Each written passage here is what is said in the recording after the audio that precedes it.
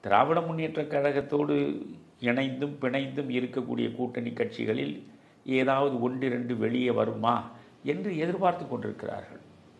ஆனால் அது வருவதற்கான வாய்ப்பு இல்லை என்றால் உங்கள் நிலை என்ன? பாஜகவை விட்டுவிட்டு அண்ணா திராவிட முன்னேற்றக் கழகம் தனியாக தேர்தல் களத்தில் நிற்கப் போவது கிடையாது. நீங்கள் பாஜக இருக்கிற இடத்தில் நாங்கள் இருக்க மாட்டோம் என்று சொல்வதன் மூலம் அந்த இடத்திற்கும் உங்களால் வர முடியாது. அப்படி என்றால் நீங்கள் மூன்றாவது அணியாகத்தான் இருக்க வேண்டும்.